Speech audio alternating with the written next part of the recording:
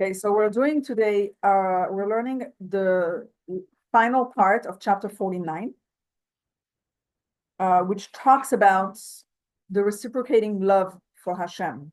Like how much we find out how much Hashem loves us, and automatically we're going to love Hashem back.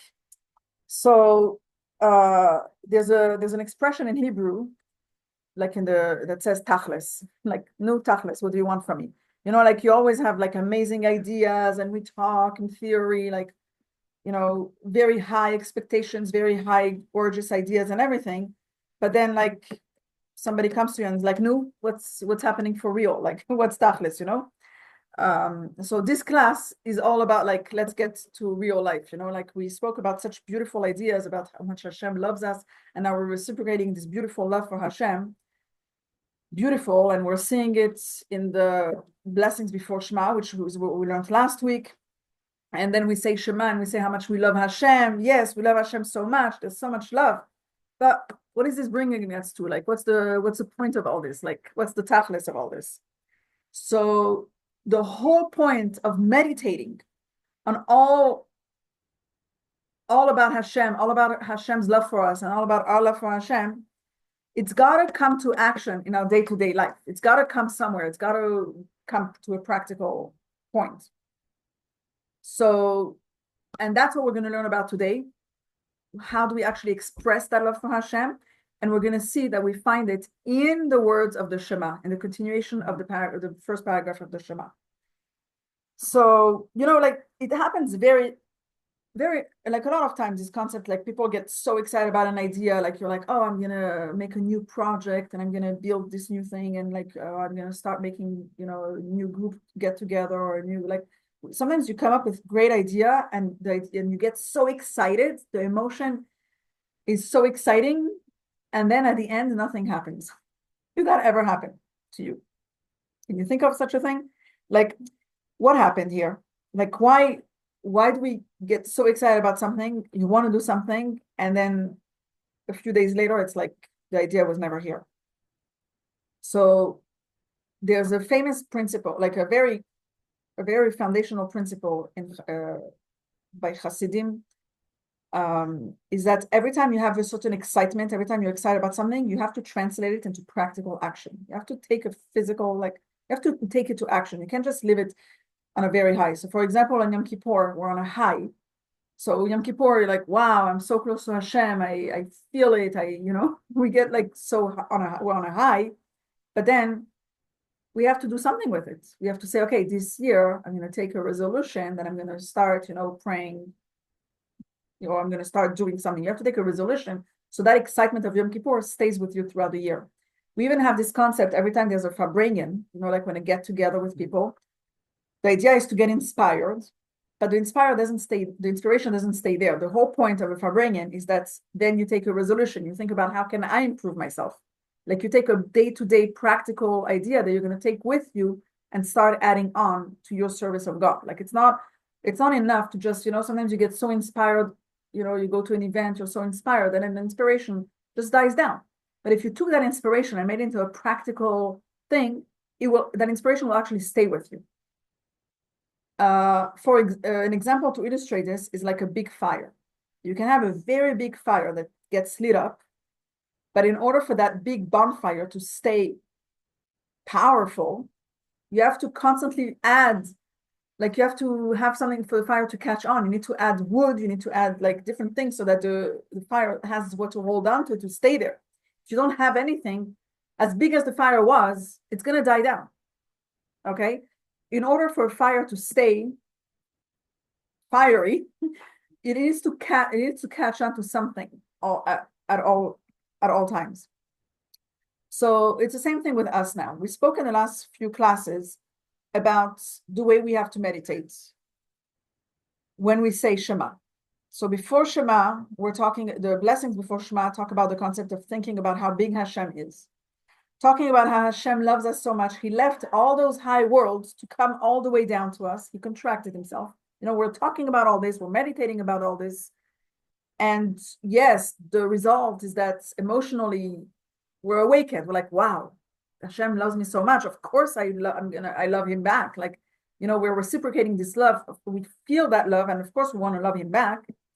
And to the point, and we say it in the Shema, that we're going to leave everything we have, just like Hashem left everything he had to come down to us, we're going to leave everything we have to come down to Hashem. That's what we say. We're going to love Hashem with all our heart, with all our soul, and with all our might. That's what we say in the Shema. We're leaving everything we have because we love Hashem so much, because we're on such a high. We're on an excitement. We feel the love. We're reciprocating by the love. And that's where we got to. That's where we stopped in last week's class. So I really hope that we actually, whoever was in last week's class was able to bring that into their daily prayer and feel it even more, like when you prayed and we're thinking about those concepts of how big Hashem is and how much Hashem left everything, so that we should get to that spot, because we explained all those things in the prayers, and that's what we should be thinking about. And then by the time we got to the Shema, we felt a certain love towards Hashem. We were thinking about a certain love towards Hashem. And we got to a point almost as if to say, like we got to a point of loving Hashem so much, as if to say, Hashem, I love you. You're all mine. Like that's where we got to. The question is, Tachlis, what happens, like practically speaking? We have a very strong emotion of love of Hashem. That's where we got to. We got to an emotion of love towards Hashem. But how do you express that love? You love someone, you're going to just feel it and that's it. If you just feel it, it's going to end up dying down. You have to do something with it. How do we deal with it, that those emotions of love stay there and are expressed? That's what we're trying to get to today. And it's very unbelievable, directly right there in the Shema, right after we say how much we love Hashem, the words of the Shema tell us what to do with that love. And it says, V'hayu hadvarim ha'ele, those things, asher anochi metzavecha hayom, that I commend to you today, on your heart, v'shinantam levanecha, you should say them to your children, v'dibarta bam, and you should speak them. You should speak of them, like you should, all this love that we're talking about, and all these things that I'm commending you, speak them. Tell them to your children. So what's the connection between all those things you should do and you should speak about them is connected to our love towards Hashem? What's the connection over there? So what happens is, after we got to such a high emotion of love towards Hashem, sometimes we're like, okay, that's enough. I love Hashem, great. Like you feel like you reached the highest point. You reached, and you'll suffice with that. You're like, okay, I reached the love for Hashem and I'm fine with it. But the Torah says, no, that's not enough. I want you to express that love. You should speak them. Like as soon as we express that love, the words come and say, those things, you should speak them. You should learn Torah. You should speak words of Torah.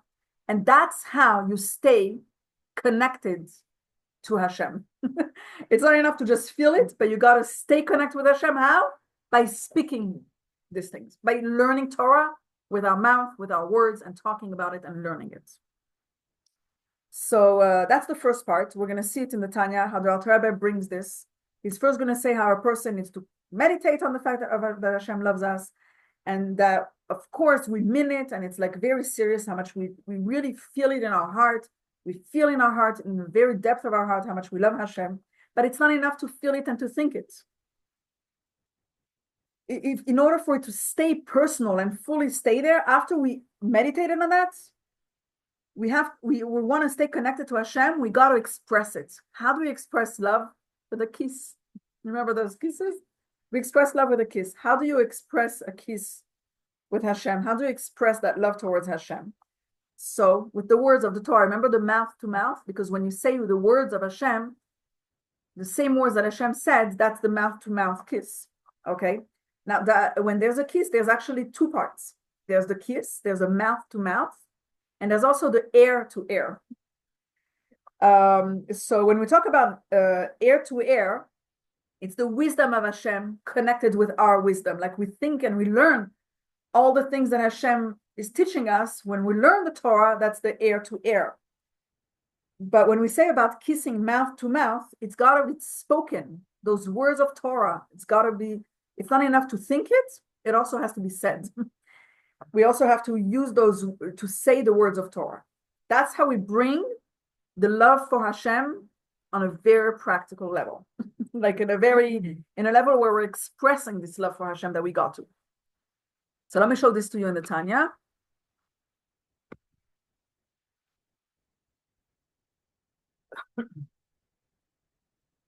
When the thinking person will reflect on these matters in the depth of his heart and brain, so we're meditating, right?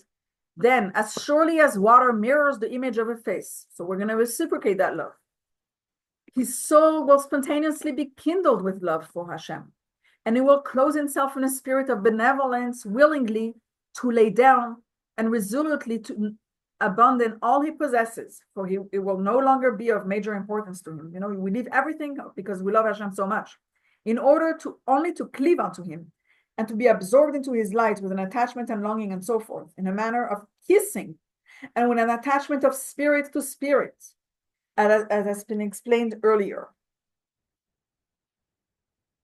But how does the attachment of spirit to spirit take place? What measures are to be taken if one seeks to desire to only cleave to him? To this end, it is stated soon after the phrase, like in the Shema, it says, with all your heart and so on, and these words shall be upon your heart, and you shall speak of them. As will soon be explained, this refers to immersing oneself in the study of Torah and speaking words of Torah. As explained in Eitz Chaim, the union of kissing, which incorporates the union of the attachment of spirit to spirit, is essentially the union of Chabad. Remember, I told you also the knowledge, the wisdom. The union of man's Chochmah bin Adat with Hashem. That is concentration in the Torah. So we're learning Torah, which unites man's Chabad with the intellect of above the Torah. While the mouth, we also have to think it, but we also have to say it. While the mouth, as the outlet of the breath and its emergence into a revealed state, represents the category of speech engaged in the words of Torah. Okay, it's very practical. You want to express your love, you got to kiss with the, air to air, which is the knowledge, and mouth to mouth, which is the words of Torah that we have to actually speak. Just to tell you an example of what it means to express that love on a next level. The previous Chabad Rebbe was a baby, and his father, the fifth Chabad Rebbe, the Rashav, was learning. He was learning with Rabbi Mordechai Bespalo, okay, and they were learning together. So the father with his friend were learning in the room where the baby was sleeping. And the baby was beautiful. His face was lit up. And one time, once they were learning, late at night, the rabbi that was learning with the father, Rabbi Yaakov Mordechai, he came and he saw the baby, and he says, "Wow, his face is so beautiful. Like, this is like, wow." And then when the father heard this, the father had such a strong feeling that he wanted to kiss his baby. He wanted to kiss his son. Like, he felt that beautiful love. Like, he felt the love and he wanted to kiss the baby. So what happened to his mind? He's like, you know what? I have an idea.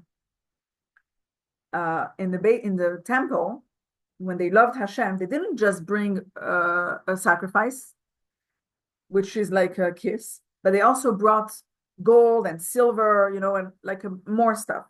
So he says, you know what? I'm going to bring more than just a kiss. I'm also going to bring words of Chassidut.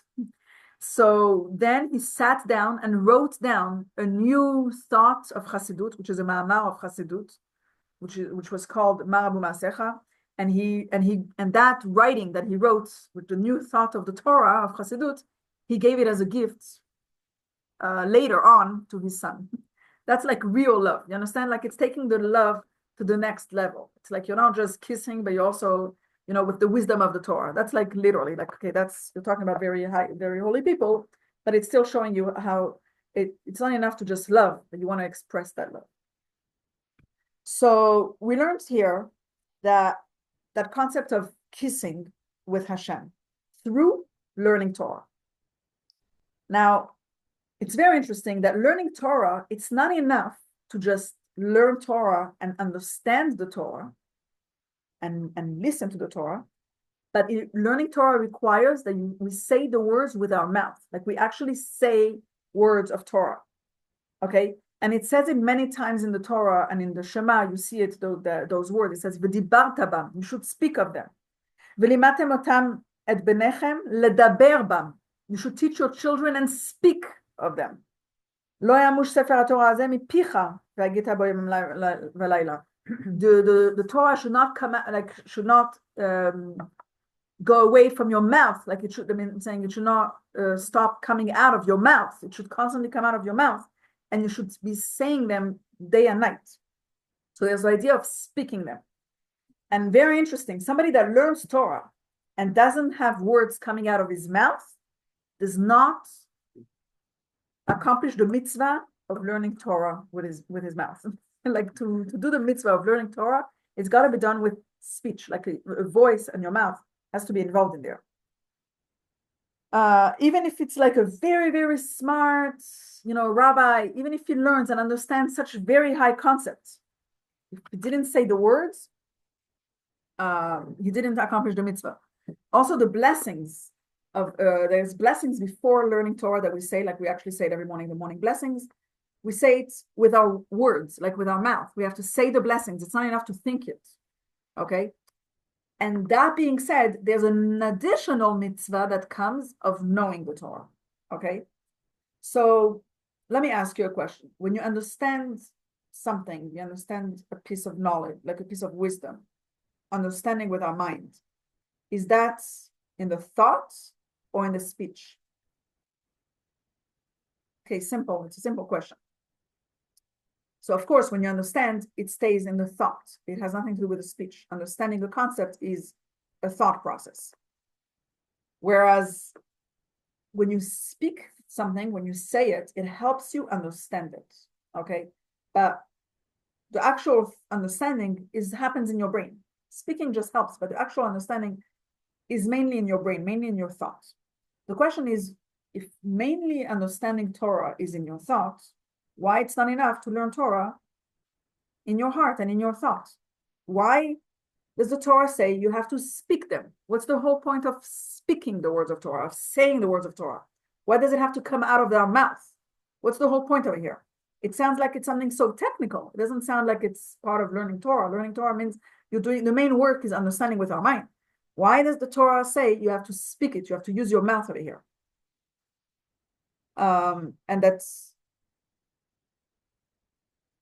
And why is it not enough to just, connect our wisdom with Hashem's wisdom, to keep it in our mind? Why is it so important to also use our mouth? So the answer comes that there's a huge difference between thought and speech. When a person thinks, his neshama, his soul is expressed, okay? But the body is not in the picture. It's just, when you think Torah, your soul is very involved, but your body has nothing to do with it. But when a person speaks the words of Torah, the mouth, the muscles, that makes it into action of our body, okay? And that's the whole advantage of our mouth, of our speech versus our thought. When a person speaks the words of Torah, basically his animalistic soul, his physical body is doing a mitzvah, okay? You have your whole physical body that's involved in learning Torah. It's not just your soul, but it's your physical body. And you're bringing holiness into your physical body. You're bringing holiness into the food that you eat. The food that you eat became holy because you're speaking, because you're using your body to learn Torah, okay? And then the food that you ate, the body that you exercised, and all the physical things are now becoming holy because you used your body, you used your mouth to say the words of Torah. If you just thought the words of Torah or just felt, it stayed in your soul, okay? So let me show this to you inside the Tanya. You'll see how important it is. The fact, like we try to accentuate here, is the importance of speaking the words of Torah. The mouth is so important over here. And we'll understand soon why is it so important. We already started, but okay. For by the word that proceeds from Hashem's mouth, does man live. However, one does not fulfill one's obligation by meditation and deliberation alone. Unless one expresses the words with his lips in order to draw the infinite light of the blessed Ein Sof downward, even unto the vivifying soul which dwells in the blood of man, which in turn is produced by the intake of food from the mineral, vegetable, and animal. One thereby elevates them all, the vivifying soul and the mineral, vegetable, and animal worlds, to Hashem, together with the entire universe, and causes them to be absorbed in his blessed unity and light, which will illumine the world and its inhabitants in a revealed manner, in the spirit of the verse that says, and the glory of Hashem shall be revealed, so much so that all flesh shall see it. Okay, so the idea is to bring down the mitzvah into our physical body to get involved. There's another point that I want to add to the fact that what happens when you speak the words of Torah. There's a famous story of Boya. She was the wife of Rabbi Meir. She found one day a student studying Torah, whispering, like he was like not saying the words, it was like very, very low. And this lady, the wife of the rabbi, said, you know what? The Torah is made out of 248. The Torah is made of your 248 limbs. When you say the words of Torah with your voice, then the Torah actually stays in your memory. And if you don't say it with the words, like when you don't say all these things again and again with your mouth, then the Torah doesn't stay inside of you. It gets forgotten. And actually, there was Rabbi Eliezer had a student who was always studying Torah with a low, like whatever, whispering. And after 3 years, he would forget everything he learned. We all know very well, like, what's the connection between learning with our voice and the memory and how much it stays? Is there a connection? So of course, a person usually like tends to forget things that he's not interested in. And he can forget things that he wasn't very interested in. But he'll never forget something that was so important to him, like an event that was so important to him, and he really wanted to go to that event. If it was a real big part of his life, of course he's going to remember. So in order to make someone remember something, you have to make him part of it. It has to become part of him. For example, you give him a job at the event, you make him like a real part of the event, then he's gonna remember. And in our case, it's the same thing with when somebody that forgets the Torah that he learns. It's not because his mind has a problem. It's because his body wasn't interested in what he learns. There was no connection between his body and what he learns. So when a person studies Torah, the body forgets it. There was no connection. So the Talmud, the Gemara tells us that the solution for that is to involve the body in the studying of the Torah. When a person studies Torah with his body, with his voice, and he uses his muscles and his mouth to say the words of Torah, the Torah stays inside of him because he involved the body with his mind. So saying those words actually make us remember. When you try to remember, to learn something, to remember it, the more you say it, the more you remember it. But if it just was in your mind, it comes and goes. So we learned that the speech, when we say things, it actually makes our whole body and the whole world more holy. Okay, versus when we just think the words of Torah, it stays, in our soul. The question is, why is it so important that the words of Torah should be part of my body, should go through the body? What about, studying Torah can stay in our soul, and studying Torah can be, a soul thing. But we know very well that the whole purpose of the world, we learned it in a few chapters of Tanya ago, like it's a very foundational part of Hasidut, is that the whole world was created. And what's the purpose of the creation of the world? To create a dwelling place for Hashem down here in this very physical world. Okay, Hashem doesn't want to dwell very high above and very far away. Hashem wants to dwell in this physical world. And that's why our soul came down into a physical body. If Hashem wanted our Torah learning just with a soul, he would keep us up there. But he brought our soul down to a physical body. This very spiritual soul came down into a very physical body. And the fact that the soul came down to a physical body is not to rectify the soul. But the whole point is to make the body holy. That the soul came down into a body because the point is to make the body holy, to make those physical things in this world holy. So, and that's the purpose of all the mitzvot. Most mitzvot are going to involve our physical body with physical objects in a physical world, and we have to make those holy. Okay, so there's in three ways we can see how we're basically making holy physical things. We make holy our body. We make holy the food that we eat, by using the strength of the food, the energy that we get from the food. We use it for mitzvot. So all the food becomes holy. And then all the objects in the world that we use for a mitzvah, we're making all these objects and all these physical materials holy. That's why we have so many mitzvot and mitzvot are actual physical things. They're not spiritual things. It's not something that you have to think, but it's something that you have to do. A mitzvah is something that we do physically. You understand the point? Because the point is to bring Hashem and bring godliness into this physical world. Even mitzvot that feel more spiritual, like prayer or like studying Torah, halacha, the law tells us, use your mouth, use your physical body, use your physical energy. It's not enough to feel it and to think it, because then it just stays in our soul. But Hashem wants it to be we want to elevate and we want to make holy the physical body and the physical world. That's why it's so important that those words of Torah should be done with our mouth, because our mouth and our body needs to become holy. Now we understand why the Torah, why Shema, Israel, when we say Shema and we say how much we love Hashem, it's not enough to just love in our hearts. It's not enough to just think how much we love Hashem. That's not what Hashem wants. Much more than that. Hashem wants, he doesn't even want us to just learn Torah in our mind. He wants us to do that with our mouth. V'dibarta bam. And we say the word v'dibarta bam is in the Shema. You should say them. You should speak them. And then actually, if you look at the continuation of the Shema, it talks about physical mitzvot.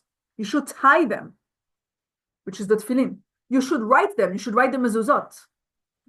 Like the Shema itself, where we love Hashem so much, talks about the speech of the Torah and talks about the physical mitzvot, because that's how we express the love that we have towards Hashem. Now, this understanding brings us to now the opposite question.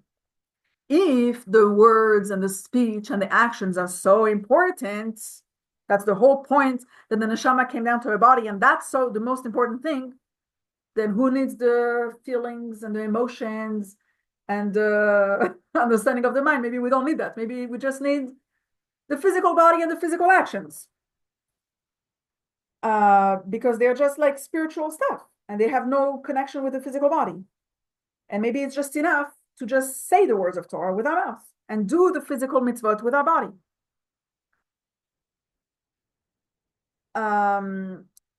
Now, why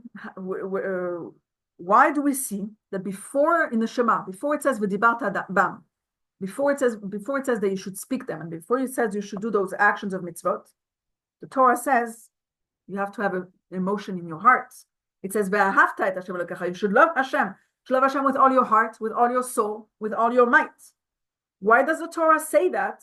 That you should feel it and you should understand it and all that. Like, why does the Torah tell us that we need that too? And the answer is that we need both. Both are super necessary. In Kabbalah, there's a concept called Ratzov Shuv, which means you give and like it comes and goes back. In Chassidut, the concept is that you go from above to below, and then from below to above. Okay, so there's it goes in. It's a two-way street basically. It's not enough to have just the physical action dry. We also need to have the connection and the excitement and the feeling for it. We need to have an internal connection to Hashem that comes together with the physical action. And that's why we have exactly that in the Shema Israel. We have the Hafta, we should love with all our heart, with all our soul, with all our might. We should love, we should have that feeling. And then it talks about the second part, which is the Dibarta Bam. You should speak them and you should do those mitzvot.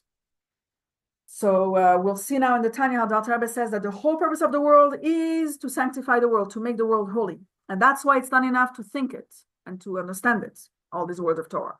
We need to say it with words, and we need to make the body holy by saying those words, but we also, and first and foremost, we need all the feeling to be awakened. We need to have also an emotion in our heart of love of Hashem.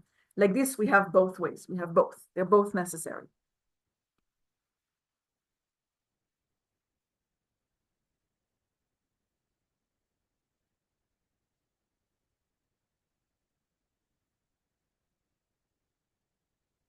For this is the purpose of the progressive descent of all the worlds, that the glory of Hashem may pervade this physical world, especially in a revealed manner, to change the darkness of Klipot into the light of holiness, and the bitterness of the world, whose life force is from Klipat Noga, into the sweetness of goodness and holiness, as has been explained above in chapter 36 at length, the whole purpose of the world. And this is the essence of the intent of man's service, to draw the infinite light of the blessed Ein Sof down below. However, the initiative must come through the elevation of Mayin Nukvin, the female waters, which is in Kabbalistic terminology signifies the arousal and elevation of the female, the recipient, surrendering to him one's soul and one's all, as has been explained above. So, of course, he's reminding us that it's not enough to just have the physical, but we also need the emotions, because we need both ways.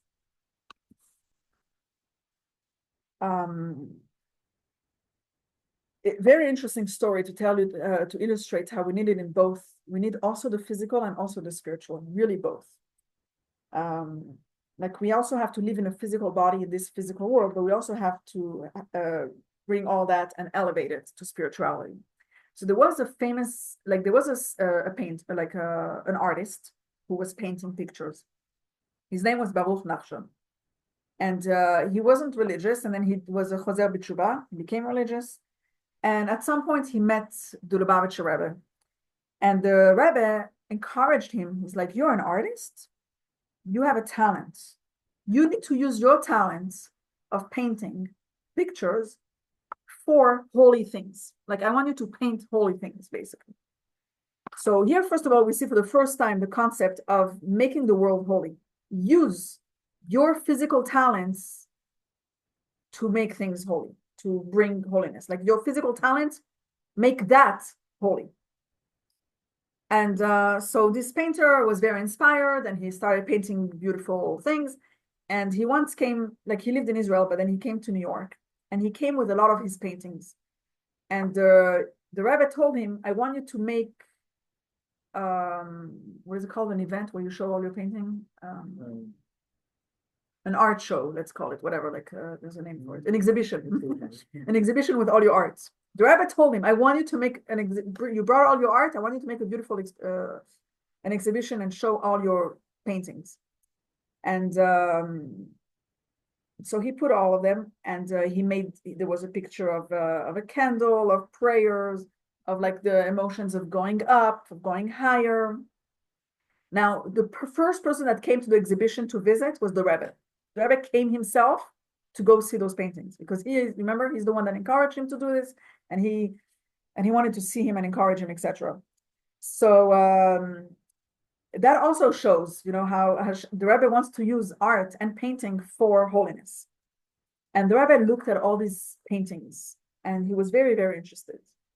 And then he tells the painter, you're very good at painting the neshama of the Jew, the soul of the Jew.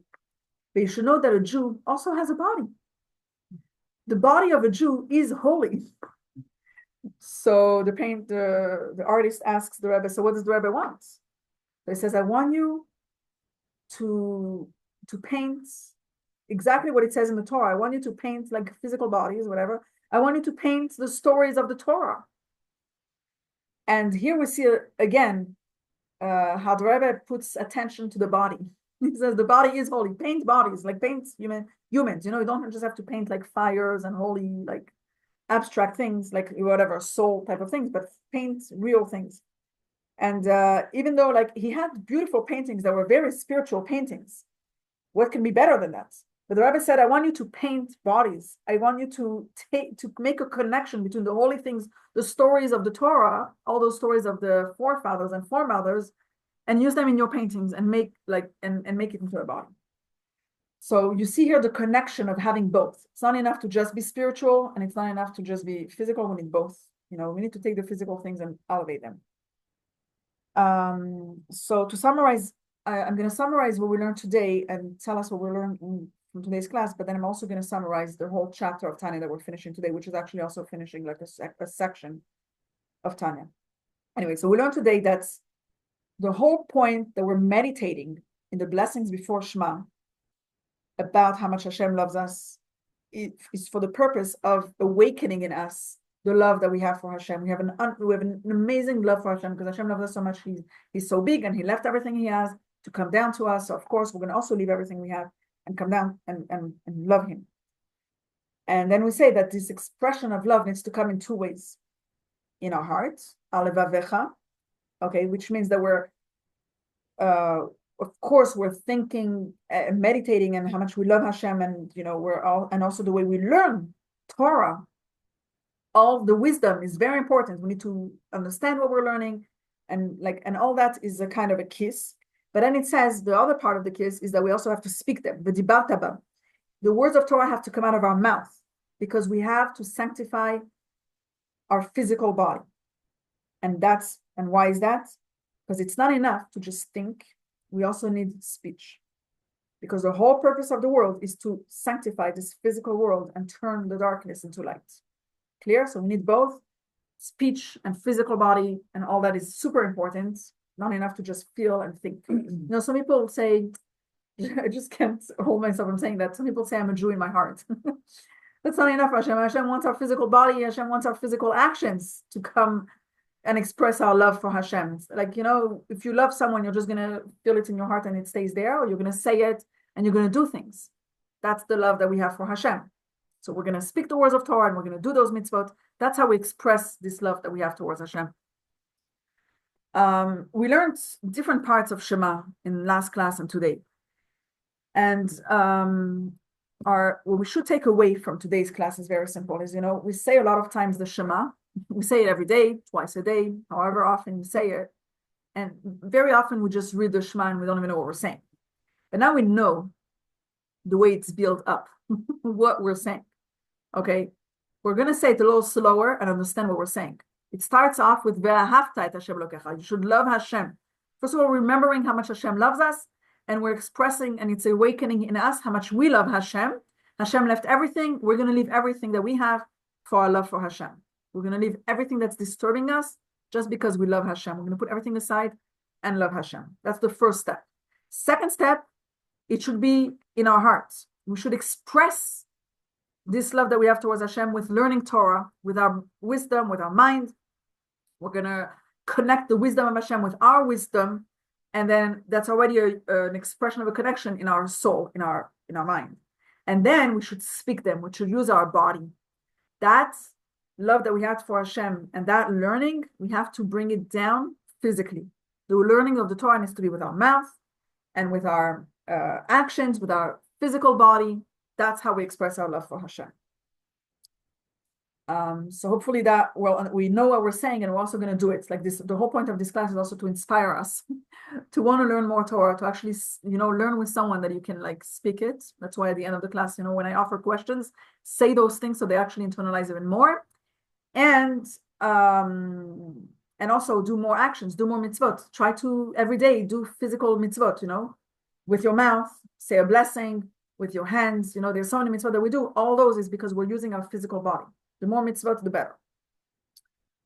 So now I'm going to summarize this chapter that we're learning about. We learned first of all, we learned how much Hashem left everything he had and how much Hashem contracted himself for the sake of loving us, for the sake of being so close to us.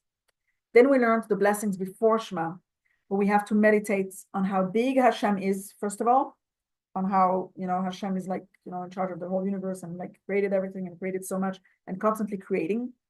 And then how much he loves us, how much he left everything, and the whole paragraph of Ahavat Olam, how much Hashem loves and expresses his love towards us. And that's how much we're going to leave Hashem left everything for his love, for our sake. So we're going to leave everything for our love to him and for his sake. And today we learned how we're expressing this love for Hashem with our thought, speech, and action. The words of Torah, we're going to learn it, and we're going to say it, and we're going to do it. That's the hug and the kiss that we have as we express the love of Hashem. We learned a lot about the prayers before Shema, and we see that it's really like a ladder of prayer, of how. So I just want to remind you a little bit of like that ladder of prayer of all the things that we mentioned. There's a blessing. The first blessing of the blessings before Shema is Yotzer Ho, to meditate on the greatness of Hashem and how Hashem is and how He's expressing it in this world and in all the worlds. How big Hashem is. Like you can see it in this physical world, you can see it in the higher worlds that we barely know of. Then there was the blessing of Ahavat Olam, how much Hashem loves, how big Hashem is, and how Hashem put everything aside to create this world and create us, and how much He loves us, that's the expression of Hashem's love to us. And Hashem chooses our nations with love. Abocher ba'amo Yisrael be'ahava. That's how we finish off that paragraph.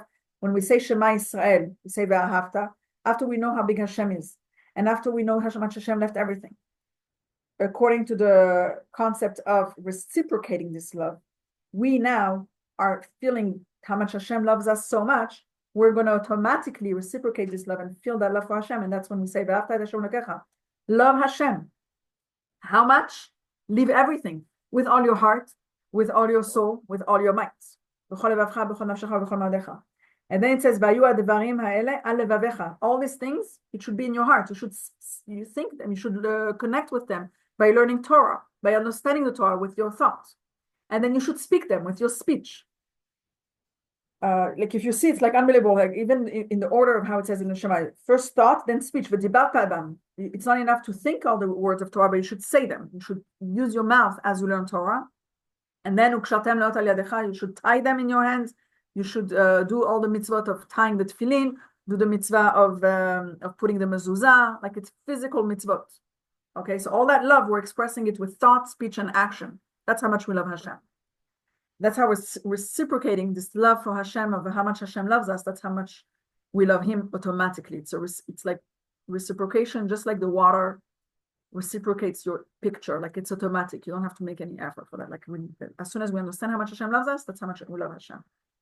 So we learned this concept of reciprocating love, like how much we love Hashem, just like the water reciprocates and mirrors your picture.